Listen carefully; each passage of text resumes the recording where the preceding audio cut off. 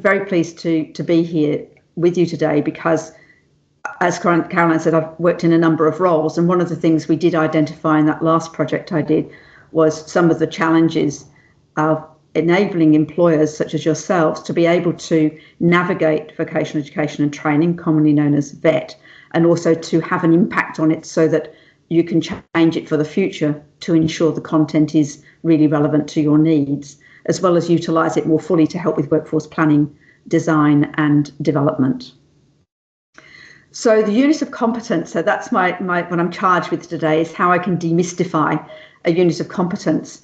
And the main reason for that is that when you are entering the vocational education training space, because it comprises so much of units of competency, that you have the literacy, the VET literacy, for want of a better term, to navigate it in a way that you can best utilise it. And also when you have a conversation with the training sector, you're already up with some of the jargon or lingo. If you're anything like me, jargon can be a repellent, and I really want to help to overcome that should it be a case for yourselves. So first of all, let's have a look at a bigger picture. So vocational education and training, or VET, the system itself is probably very similar in many ways to your own industry sectors. It operates within a national policy landscape. It has legislation and standards that providers working within it must meet. And of course, with standards comes regulation. So there are regulatory mechanisms as well in place. I'd also like to acknowledge that the VET sector, just like many of your own sectors, is operating in a landscape of considerable change. And some of those main changes will be coming into force from the 1st of July this year. However, many of the things that relate to units of competence or units of competency won't actually be miraculously changed by the 1st of July. There will be a bedding in period, which I'll refer to. Hence, we are looking at the existing process for units of competency and what's involved. If you haven't come across VET before, one of the great things about it is that all the content is accredited nationally. So anybody, including ourselves, who transfers to a different state or territory, takes the qualifications or statements of attainment or academic record with us, and they are recognised anywhere in Australia. Also, of course, if you remain within the state but go to different employers or change career, you still take that with you, and so it is nationally recognised. So being portable in a world where people change jobs frequently and change careers more often these days, it's an essential part to take with you the journey that you have to prove to a future employer or business partner that you have the capability and competency required.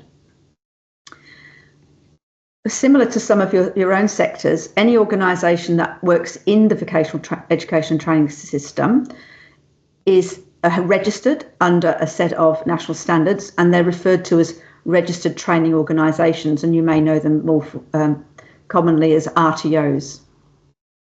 So today, when we're unpacking this unit of competency, we're going to actually look at one. But before we do, let's see where they live. So training packages units of competency, I beg your pardon, operate within the context of something called a training package. So you find them, their houses are training packages. Training packages at the moment cover national vocational education and training, and they typically cover a large industry sector or sometimes a number of sectors joined together. They are really important because in housing all of the information for that sector, they provide us with the knowledge and skills written down that's required in the workplace. So it's the repository of all of that knowledge. They are regularly updated, and or the content within them in part is updated. So one of the key aims of the vocational education training sector is that it is industry driven and led, that it describes the knowledge and skills required in certain jobs or job functions, and that it's progressive and contemporary. And so those updates are required, albeit, as you can imagine, to gain input from a variety of people within the industry sector takes time itself. They comprise many units of competency. It's not uncommon to see hundreds of units of competency within a training package, so themselves can be quite daunting if you haven't been to have a look at one before. They also describe how those units of competency can be grouped together, for example, to create a diploma or a certificate too. And they also hold other related materials that advise the training system on how to deliver those particular units of competency and the courses that come out of them. So they're quite large instruments, and they are available to anybody electronically via the internet. They can be used in a myriad of ways. For the training sector, they're really helpful in providing the guidance on what needs to be assessed and the content of the training that needs to be covered, so the training provider can do its magic and develop a curriculum that will enhance people's learning knowledge and skills, and also engage them and capture them in that journey. For employers, training packages are also really useful as well, and I would say perhaps underutilised from this perspective. Because they provide the current listing of knowledge and skills across a range of topics, they can help with workforce design, workforce planning and development, and also help you when you're recruiting, because you can actually dig deep to see what someone's qualification actually means in content. What will they be able to know and do when they come to you, acknowledging that the nuances of your business will require you to add additional training on top, but it will provide you with all of that information. So they have a really great use for employers, but I think because they're large and they're in a different sector, they aren't utilised perhaps as much as they can be. And I'm really hoping that as a result of today, and you can see where you can find them, some of you may, if you haven't already, delved into that training package space. So let's have a look at how we can use the units of competency. Typically, they're used three ways in relation to training provision and assessment. They may be used on their own as a standalone unit of competence. And the unit we're going to be unpacking today is Provide First Aid. And many of us here have probably undertaken this unit at one point in our life, and I'm sure your staff have done so also. So it's often used just on its own because it's a requirement for different legislation. It's often used in sporting areas and other community groups, as well as, of course, in your workplace. But units can also be brought together in small groups, perhaps 2, 3, 4, 5 units together that don't collectively equate to a full certificate or diploma, but they provide a set of skills that target a specific smaller topic. So, for example, leadership, or perhaps communication, or perhaps an introduction to an industry for someone to see whether or not it's an industry they want to go and do, or a job in particular. So we call them skill sets, and they too are nationally recognised. And if you go through and complete one, you get a statement of academic record, as you do for a single unit, and that is your portable information to take wherever you go and need that skill set.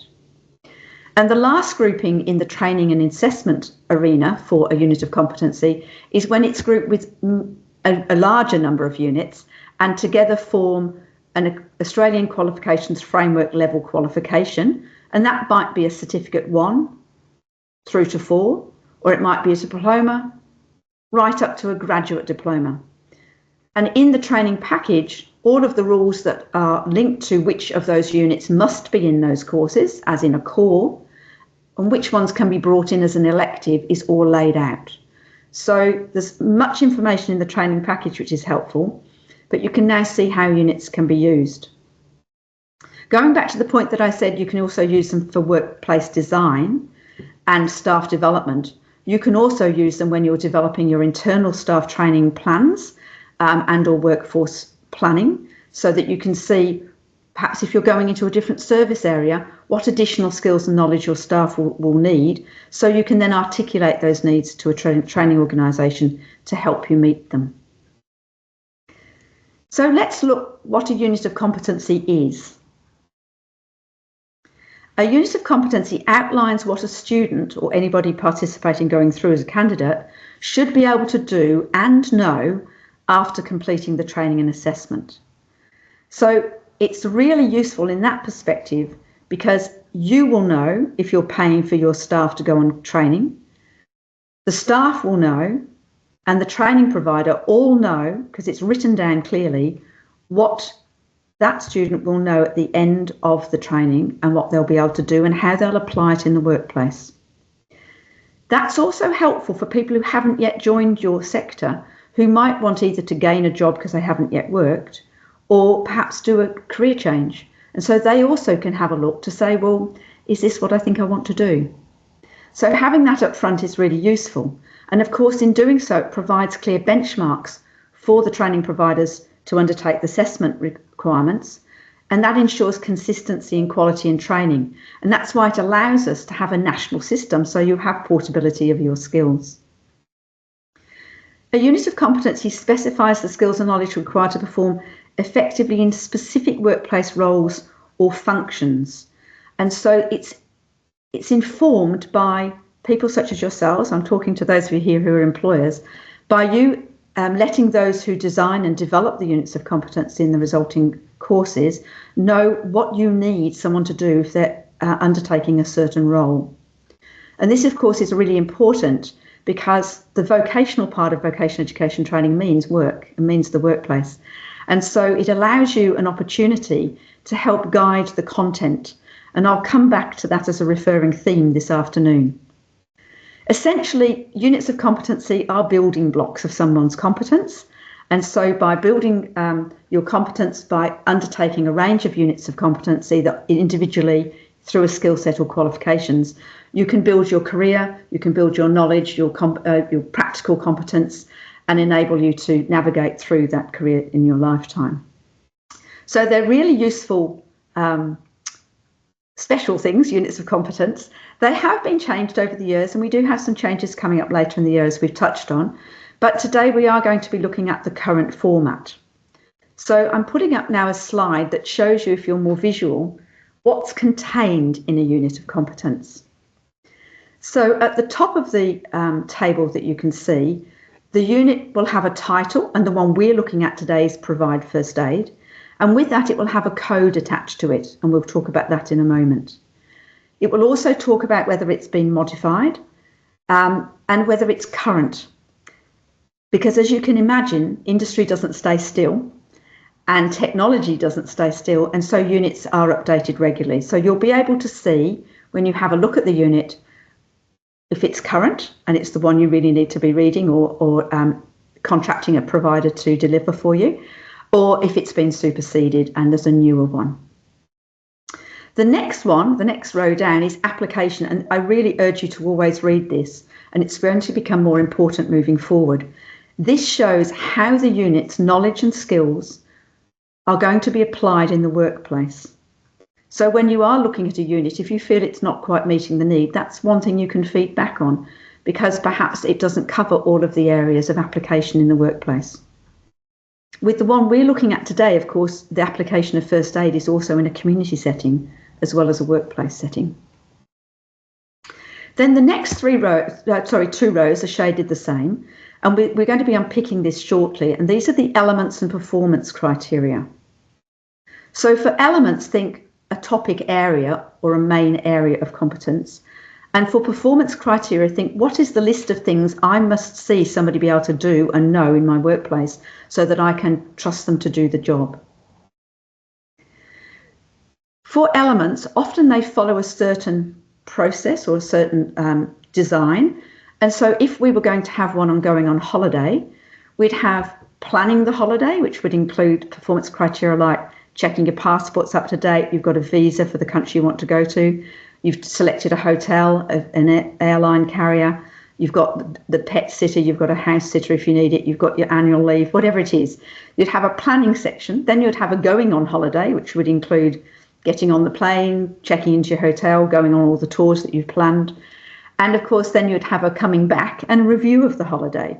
So that would include, would I go back to the hotel?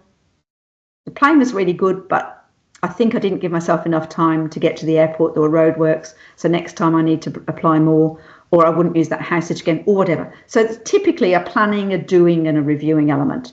It varies a little bit, but you'll get the gist as you see them. Foundation skills is also in this colour category, and this is the sort of generic skills that we all need in the workplace, whether it's working with other people or being aware of our self and that self-reflection, or whether it's our language, literacy or numeracy, or even digital literacy skills. So they sometimes are explicit under this category, and other times they're implied in the elements and performance criteria. We then have a slightly darker section which has 3 parts to it. Performance evidence, which is what should somebody perform in order to be assessed as competent. We have knowledge evidence, which is what should somebody know and how do they apply that knowledge in the workplace setting in order to be deemed competent. And we have assessment conditions.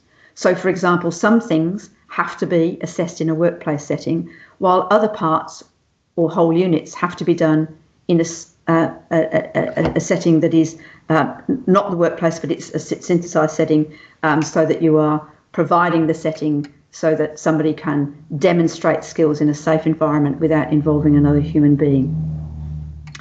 Once you've demonstrated all of the above, you're then deemed competent by the assessor. Now, I mentioned about looking at a unit of competency, and I mentioned about having a name, provide first aid is the one we're looking at, and a code. Now, if you're anything like me, a code that isn't clarified or doesn't mean anything to you is lost. My mind just glazes over if I see acronyms I don't know or a code like this. So I thought, given you're going to be looking at units of competency, we'd unpack this code so that you can understand that it does have a meaning. So if we separate it in three threes, and first of all look at the first 3 letters, they always refer to the training package where you'll find the unit of competence. So here HLT stands for health, CHC stands for community sector or community services sector, BSB for business, and so on. So that will tell you where the unit's house is. It may be identified in other training packages, but its formative training package is the first 3 letters.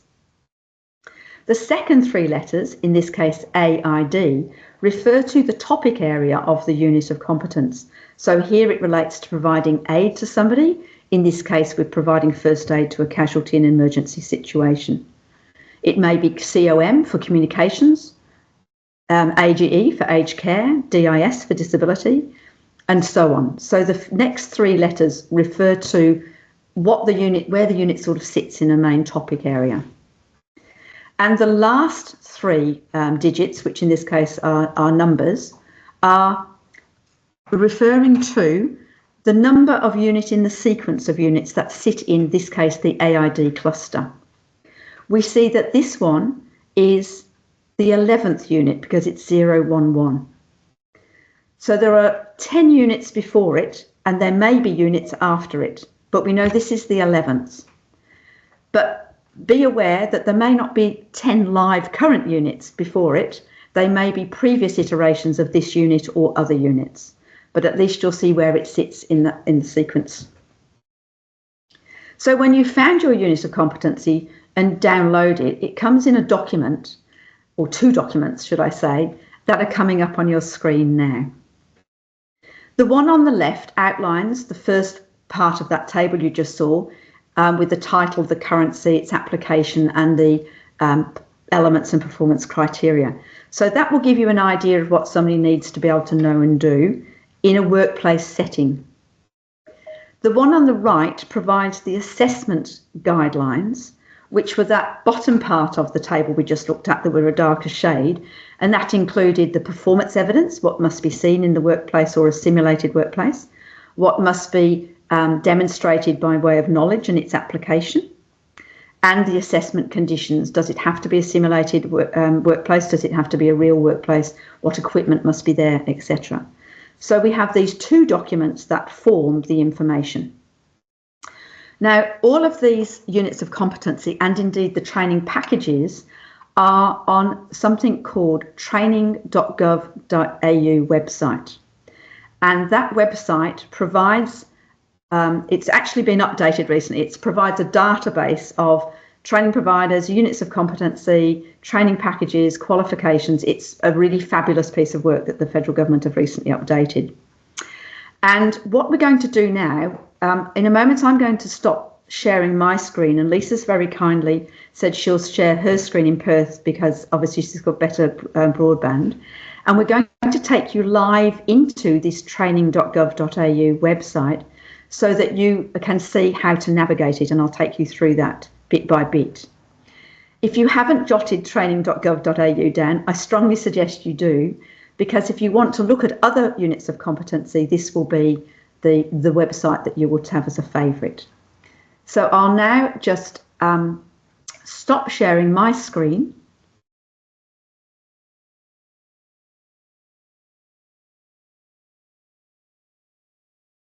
And I'm conscious that I didn't block my camera out before, so sorry. So I'll invite now Lisa to share her screen so that we can have a look at training.gov.au. Thank you, Lisa. So when you put in training.gov.au, you'll come to this first page, and the top thing where it says nationally recognised training, if you hit the down arrow, you've got options. This one gives you the qualifications, units of competency, and the training packages, or you can click registered training organisations, but I'll show you another way to get into that as we go. So we're going to stay with nationally recognised training, and we've remembered that unit code, and that was HLT AID 011. So Lisa's typing that in, and why it's important to type the code in is because the exact unit comes up to click on.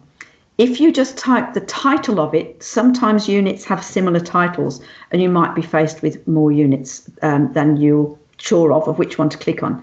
So we're clicking on this now, and the first thing you see is the unit of competency. You check the name and the code, and yes, it's the one we want to look at. And we see that it's current. Can you see that there? Under usage recommendation, it's slightly green. Thanks, Lisa, she's just showing you there. So we know that this unit is the current unit to be used. It hasn't been superseded by another. And the next one down is telling us it's the first release, so it hasn't been modified in any way, shape or form at this stage. We have a button on the right to download if we want, and another one for help should we need. So we're going to scroll down a little bit further and see the units of competency. So we see the modification history, and that modification history is not applicable because we know it's the first iteration. You'll remember that I did suggest to you the application is a good one to read and familiarise yourself with. I'm not sure if you can read that, so I will read it out. Forgive me if you can see it, but just I'm not showing the size of font for everybody. So this unit describes the skills and knowledge required to provide a first aid response to a casualty, in line with first aid guidelines determined by the Australian Resuscitation Council, or ARC, and other Australian national peak clinical bodies. So you can see that it is to provide a first aid response to a casualty. That's it. The unit applies to all people who may be required to provide such a first aid response in a range of situations, including within the community and the workplace settings. So you could come on an accident on the road, it could be when you're at footy or at church, or it could be in the workplace. And obviously we're focusing on the workplace today. But this unit, as we know, has applicability across the board. The next section of this application in italics will tell you the special licensing regulatory requirements relating to the unit of competency. And sometimes this will say there are no requirements, but with this one, of course, we have refresher training requirements to ensure that the unit of competency is current with that particular individual. So it could be 2 years, 3 years, depending on the state or territory. So it's telling you you must make sure that anybody who presents with a certificate or statement of academic record, it would be for this because it's not a course, that you check the date and make sure you know that they're still current. We then move down to elements and performance criteria. Now, there are 4 in this one, and I'm just going to talk you through the element and the performance criteria as we go. The first one, of course, is to respond to an emergency situation. If it wasn't an emergency, we wouldn't necessarily be classed as delivering first aid. So there are 4 things that need to be demonstrated in a simulated environment. First of all, the person needs to be able to recognise and assess the emergency situation. And that will help them to ensure that they are keeping themselves safe, those bystanders around them, and of course the casualty. If they haven't assessed the emergency situation, they won't be able to go on to do the second one, nor will they know whether they have to deliver a first aid response. So then they'll move to assess the casualty, and they'll recognise the need to deliver that first aid response. It may be that it appears an emergency, but actually there isn't a first aid response required. They'll then, because they've seen there's a first aid response, seek assistance from emergency services if it warrants that, or from others in the workplace if it doesn't require an emergency response. In seeking that assistance, they may do it themselves, or they may have to ask a colleague to do it if they've got to stay with a casualty. And they will need to obviously have certain information that they need to know to pass on to the emergency services so they know what they're going to be dealing with and where to find the individual. So that's that first bit. So that replaces planning, because we don't plan a casualty, but we first get in there and with the certain things we have to check to make sure that it is required, that it's safe to do so, and that we are going to get help. We move to the second one, and this is where you do the doing. So here we're applying appropriate first aid procedures. You'll see there are 7 different performance criteria for this. First of all, we need to perform CPR if the person isn't breathing, using the acronym. And we have to do that according to the guidelines set by the Australian Resuscitation Council, or ARC. So that has to be the first thing we do, because if the person isn't breathing, clearly they're not going to survive. We then provide first aid in accordance with established first aid principles. So we need to know what those principles are in order to be able to follow and undertake those first aid activities in accordance with the requirements. We move on then to display respectful behaviour towards the casualty. We could consider that as the second thing, but if you're having to quickly clear someone's airway and they are choking because they perhaps vomited, then that has to be a priority before you actually speak to them, with number 4, but certainly you'll do it in a respectful manner. Obviously, the person's very vulnerable, so that's why this is here. And then we obtain consent from the casualty where possible. Obviously, if they're unconscious, they can't respond, or they may be conscious but unable to respond, but we still would seek that consent. We use available resources and equipment to make them comfortable, or as comfortable as possible. That might be that you've got a blanket. It might be that you put them in a position, depending if it's safe to do so, that's more comfortable. Obviously, in many cases, you can't do that. It may be that you use a bandage to isolate something, or it may be that you make a makeshift splint if there's a clear break and you're trying to isolate that. So that goes on. Of course, you learn that in the training. I'm not a first aid trainer, so. And then you operate the equipment according to the equipment's instructions or the manufacturer's instructions. And that very much relates to items such as defibrillators, or if you're using an EpiPen, or you're using perhaps a breathing apparatus. And then finally, you need to monitor the casualty's condition and respond in accordance with the first aid principles. So again, those first aid principles come in, and you have to maintain or monitor that casualty to ensure that their condition doesn't alter. And if it does, obviously, if they lapse into unconsciousness or start developing signs of shock, you'll have to act in a different way. And then once you've done all of that, you've done the doing. With this, we have the situation where the emergency services will arrive, and you will need to tell them verbatim exactly what's happened. And so they have a full picture of what's been covered, what you've done, how the person is presented, etc., so they can take over from there. If the emergency services aren't required, you still need to convey incident details to, obviously, your organisation, and you'll need to do that anyway. And that will include reporting details of the incident in line with your appropriate workplace policies, procedures, or the site procedures if you're perhaps at a sports club. And of course, complete the applicable workplace or site documentation. And that includes, and it's specified here, an incident report form. So you know that the people who you employ who've done this will have completed at least one incident report form. And you have to ensure that people are going to maintain privacy and confidentiality of the information in line with both statutory and your organisation policies. And that's very important and difficult to manage when you're perhaps out in the community. And the last one is that review that I mentioned earlier.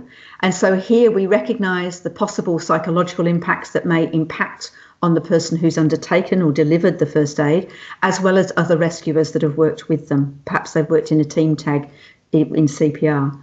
And we know that trauma is quite insidious, and it can start small and grow, and that many of us hold trauma in our bodies that can cause other situations.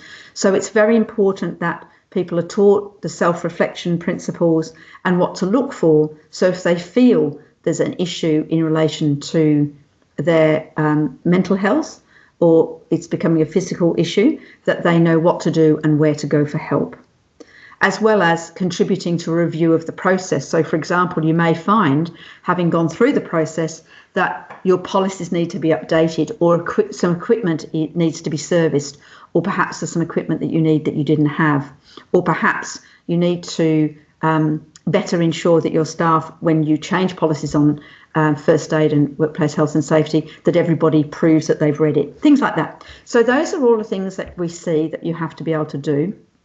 And then we go down to foundation skills. And foundation skills are, if you remember, these sort of workplace employability type skills: language, literacy, numeracy, being able to work interpersonally with other people or yourself. And here it says that it's implied in the rest of the information. So it's not actually listed explicitly here.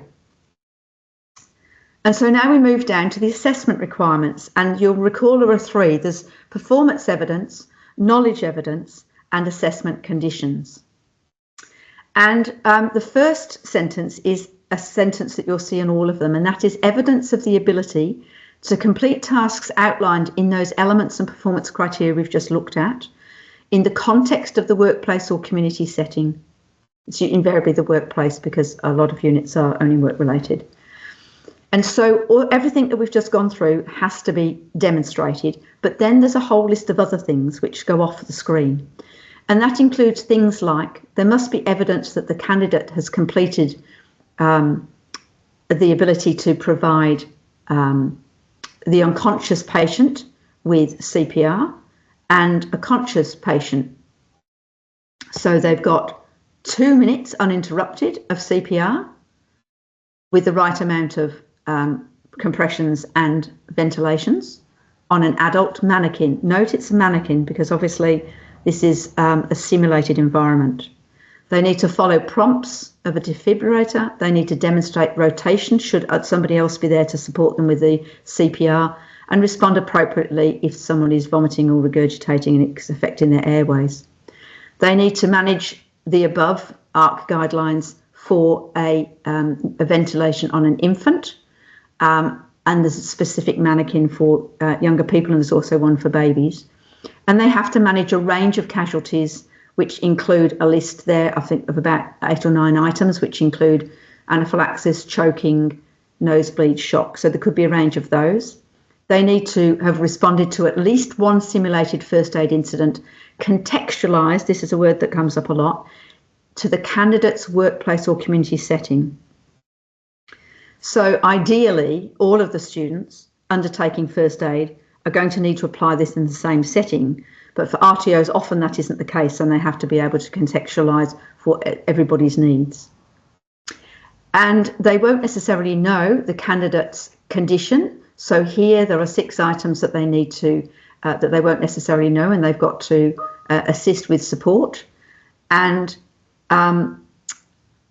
identifying a casualty's illness or what's wrong with them, what's happened, their personal, and using the PPE that you might need to use, appropriate first aid treatment, reviewing the incidents, etc. So they have to demonstrate that. And that all makes up the performance evidence.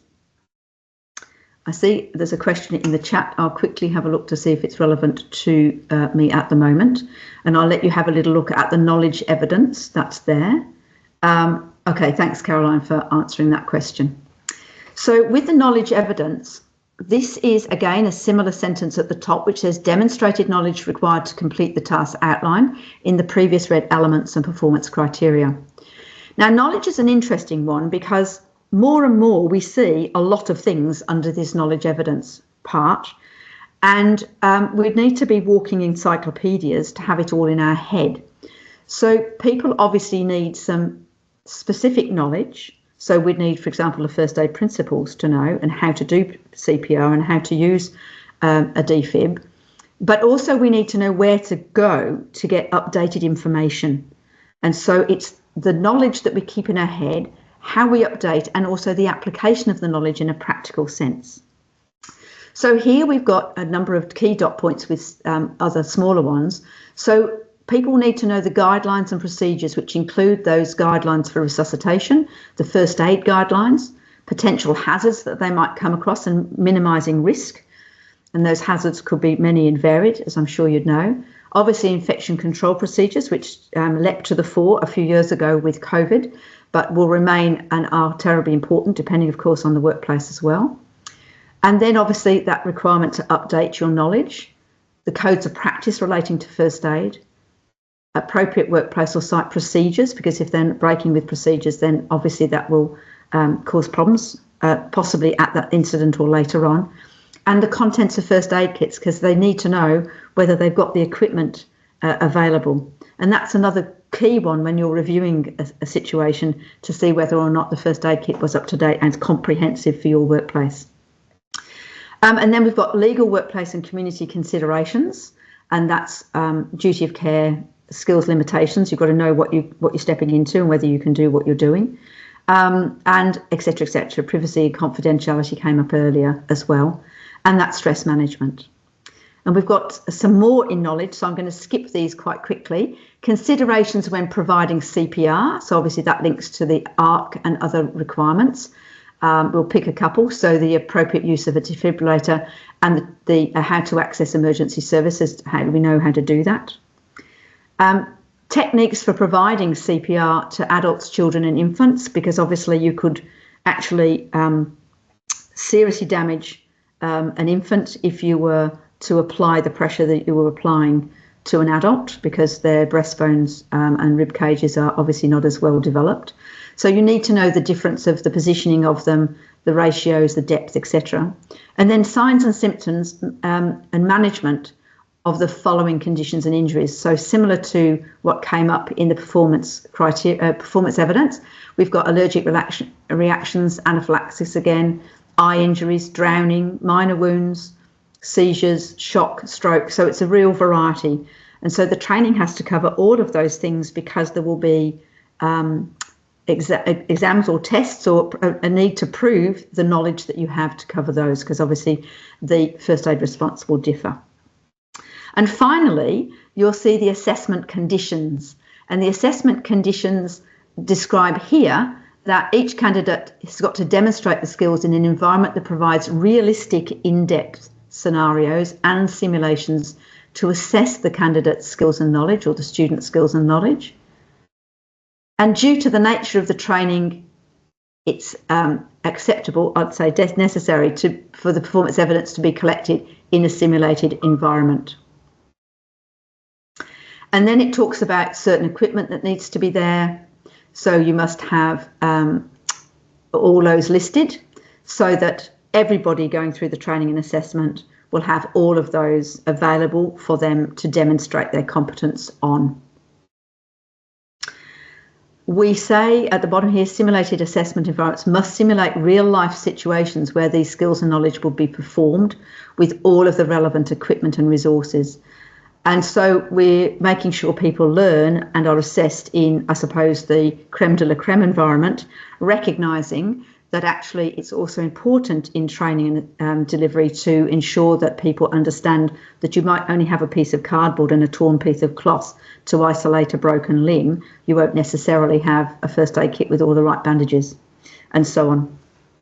The last sentence is on all of the assessment conditions, and that's the assessors from the RTO must satisfy the standards for registered training organisation requirements for assessors, and that's enshrined in the standards, and must hold this unit of competence or demonstrate they have the equivalent skills and knowledge to be able to assess.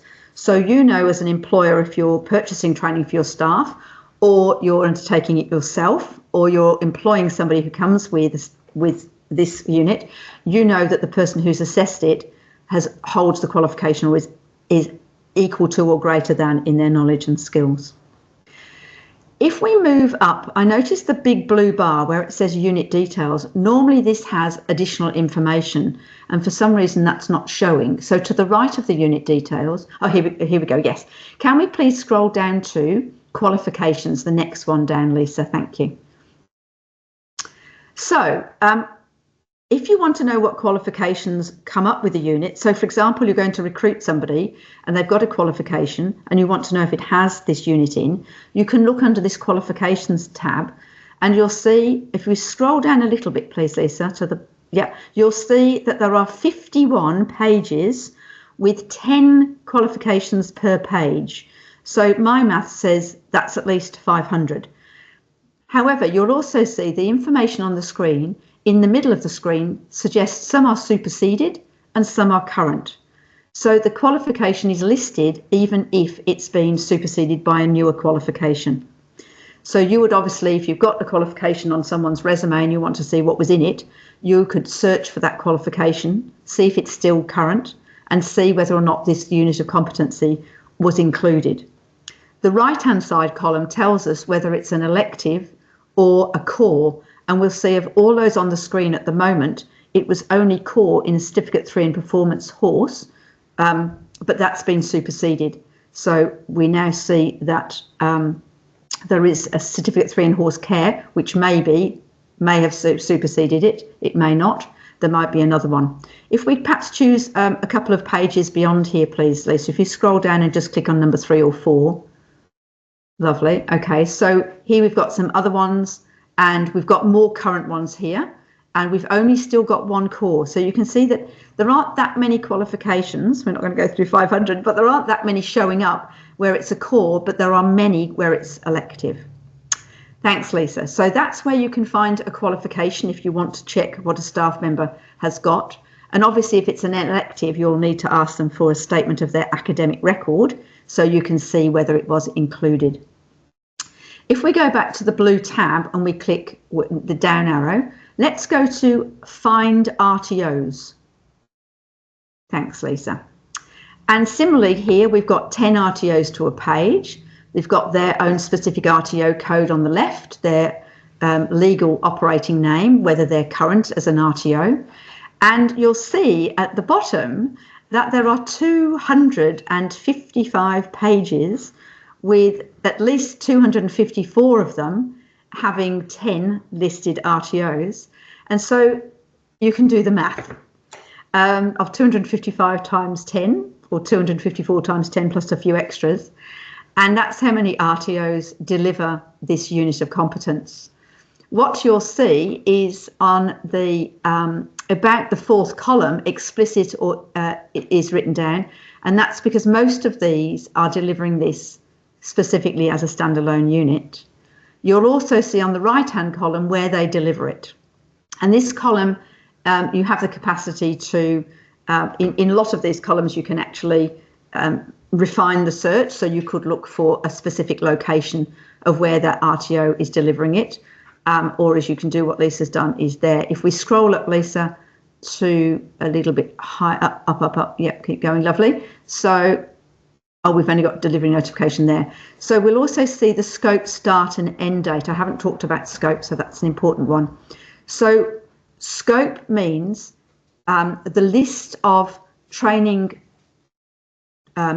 units of competency or courses or skill sets that a training provider, on RTO as we call them, has on its list to deliver.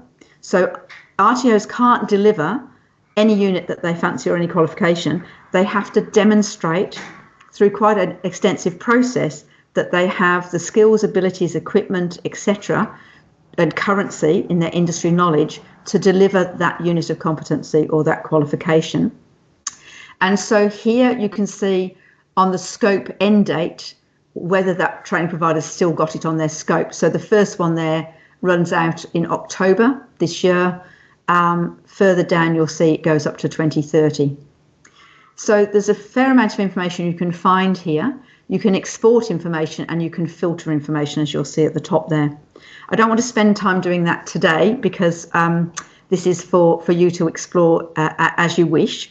But this basically is providing you with the, I suppose, the wherewithal to know that you can go to training.gov.au and have a look at what's listed there, find out a little bit about the units of competency and what's in them.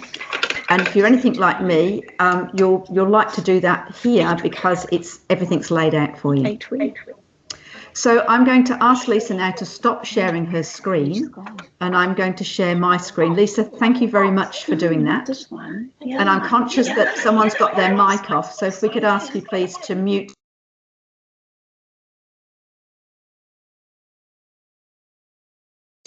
Okay, so moving on to the last little bit in our last few minutes. There has been talk at the beginning and during this presentation that things are changing, that vets in a landscape of change, as many of you are. And in relation to units of competency, the change is listed in this training package organisational framework. And the framework lists quite a lot of information, but it lists 7 principles for qualifications, and I want to take you through those qualification principles. First of all, qualifications and units of competency have to be informed by the learner's needs and aspirations, enabling those learners to adapt to changing job roles and workplaces and transition across occupations and industries. And that's really because we're now in, as you would acknowledge, an environment where job roles change regularly. People don't stay in one job to get their gold watch anymore. And some people often change occupations or a whole industry sector. So we need to help them be equipped with the core information they need and the skills to be adaptable. The principle 2 is looking at the qualifications and units of competency are informed by yourselves as industry and describe industry relevant and future orientated knowledge and skills that are also adaptable to this structural change. I've bolded that because, again, I'd love to welcome you and encourage you to have a say about the units of competency relate to your workplace, because if they don't meet your needs, and certainly the project I worked on last year demonstrated many didn't, that you have the opportunity to provide comment. And you can do that, of course, through CSWA, your Industry Training Council. You may have an industry peak body that you can do it with, and you can also go straight to the organisation that develops the units of competency and updates the training packages, and more on them in a minute. The next 3 principles, number 3 is the application of the skills and knowledge that are considered in the design of qualification units of competency. So remember I said application is really important. How are these skills and knowledge going to be applied in a workplace environment? It's great knowing something, but if you don't know how to apply it in different contexts, then you're going to be shortcoming in relation to your efficiency, effectiveness and competence in the workplace. So the application of skills and knowledge are considered in the design of these units of competency, and they provide coherent knowledge progression so that you can move up from certificate 1 to 2 to 3 to 4. So there is a linear sort of progression, and also if you go to different types of qualifications within sector. We want to facilitate mobility within and across industries. Again, I've bolded things that I feel are really important to draw your attention to. You may feel others as well, and sure there are, because we know that you're going to be recruiting people from other employers within your town, and or you may be losing employees periodically to other employers within your town. So we know mobility is there, but also we know people will change industry, and some of ours people do burn out.